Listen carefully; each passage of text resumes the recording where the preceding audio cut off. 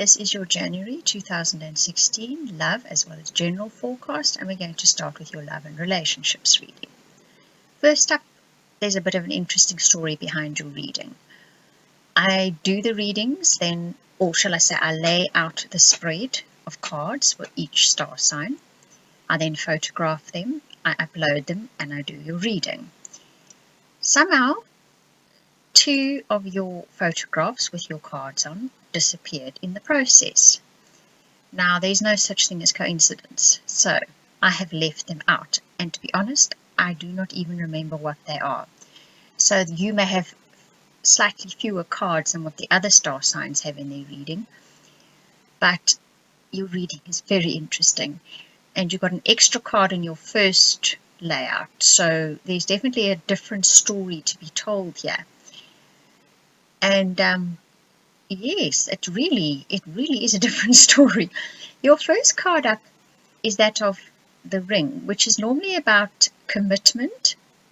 I normally see this as a contract or a proposal.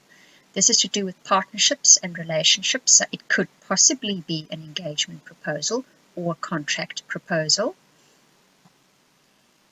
And some sort of commitment that needs to be made. And this ring in this particular deck is normally to do with good luck. But then, interesting enough, the oracle card that came up right next to that is all that glitters is not gold. Which coming up next to the ring is, well, that's really interesting. I keep using the word interesting because I don't really know what other words to put to this other than what we can say is in January, our Mercury is retrograde. I'm even stumbling over my words here, looking for something to say this in the right way for you guys. So, if you are proposed to in January, or someone presents you with a contract in January, that's brilliant and wonderful, and you're going to be excited about it. But the next card says, all that glitters is not gold. Now, I was watching Susan Miller's horoscopes, and she was saying that she always tells her daughter's friends not to get married on a Mercury retrograde.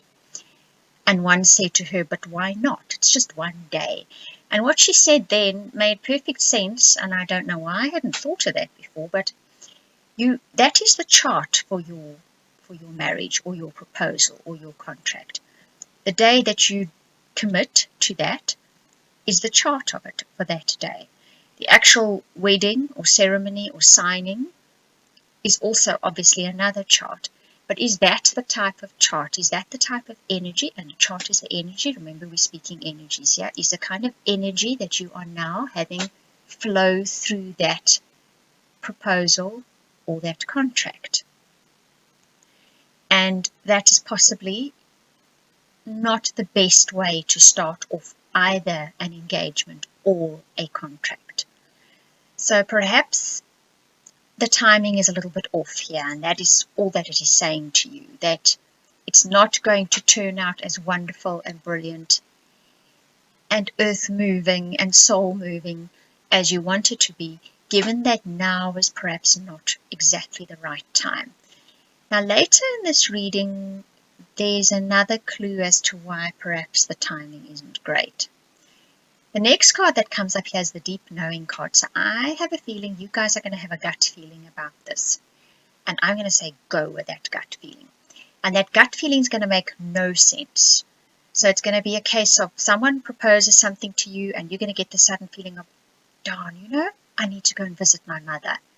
And it pops out of the blue and you're going to say it to this person who's now made this proposal to you, and they're going to look at you a little bit astonished.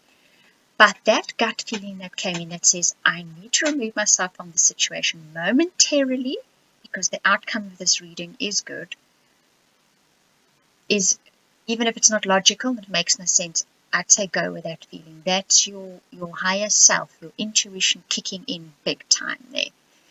And often, as we're about to make commitments which can change our lives, we do get really, really good gut feelings. But often also because what we want is the opposite to what that gut feeling says, we'll rather go with what we want and ignore what the gut feeling was. I don't think this is a case of turning down whatever this is. I think this is a case of timing, because something else is going to come up which colors the situation differently. You'll see that later in your reading. Because the next card that comes up is that of abundance. Both cards mean abundance. The card with the fish means abundance coming into your life, material goods, wealth even. The milk and honey card speaks of this languid, lovely, relaxed, laid-back feeling. So in your partnerships and relationships, that is definitely something which is forecast in the future.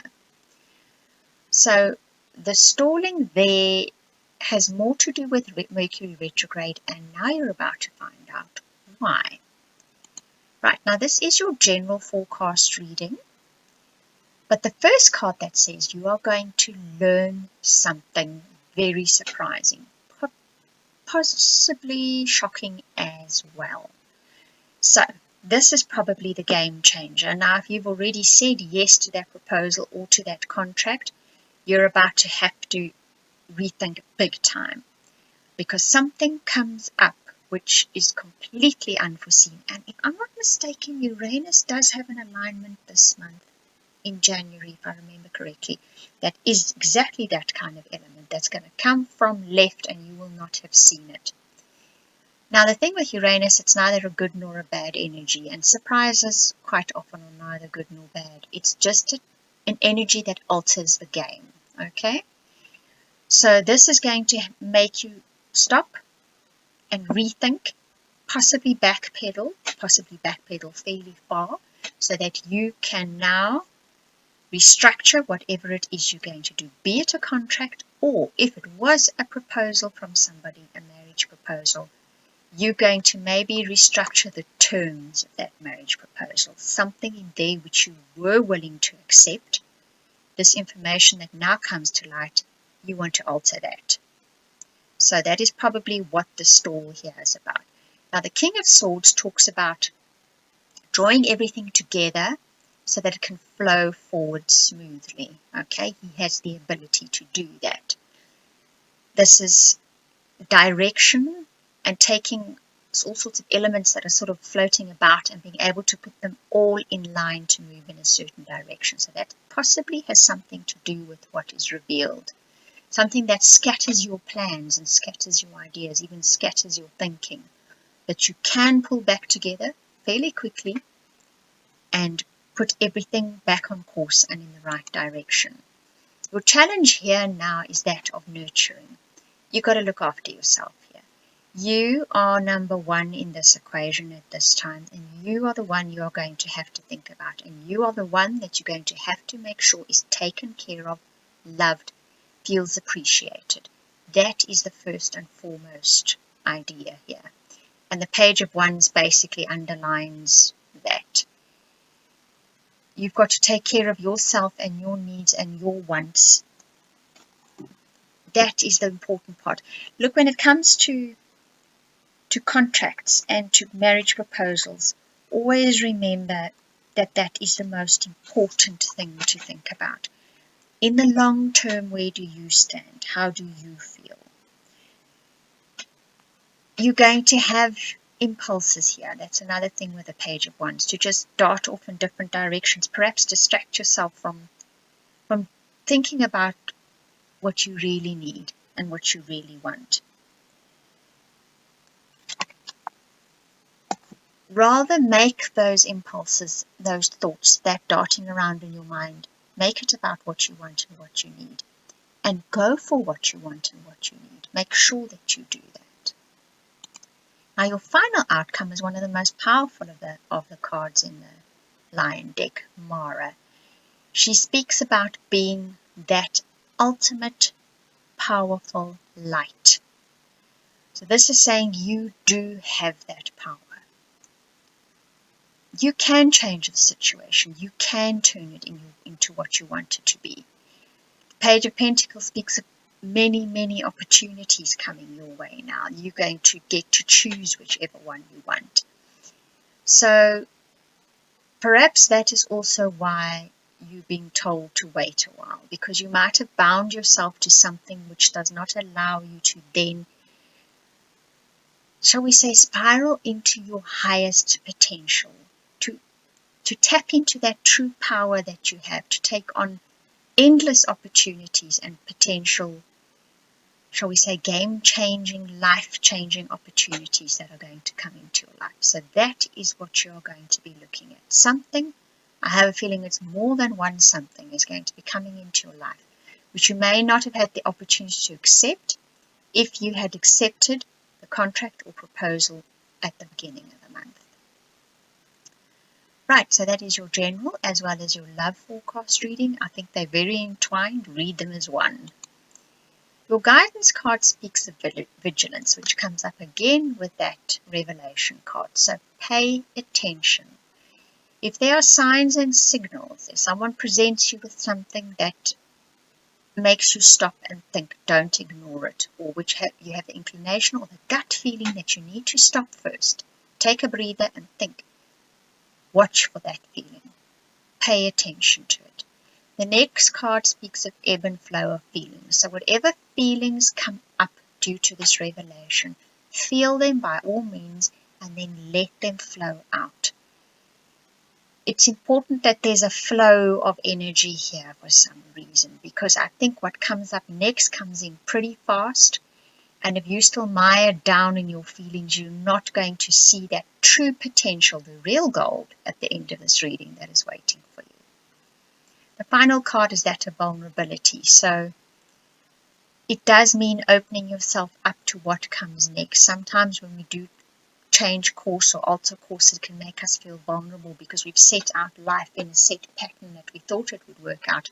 And now, wow, the whole future's open and you don't know. That makes you feel vulnerable. But let that vulnerability stay there, because in the long run, it is going to serve you well. Now, your soul path card, the Heron, speaks about perfect timing. There's definitely an element of timing here. There's an element of bad timing and there's an element of good timing. The Heron card speaks of waiting for the timing, neither too fast or too slow. So this is definitely an important thing for you guys this month, Gemini. The next card speaks of the rainbows pouring out of these dark, sort of almost crystal beams, one wants to say. And the woman stepping far back enough from this supposedly dark something that has been revealed to her to see that it's actually presenting her with a rainbow of opportunities. So remember that. Whatever it is that comes up this month that gives you quite a shock or a fright and makes you take a step back, take a step back far enough that you can see the rainbow of opportunities that is being presented to you.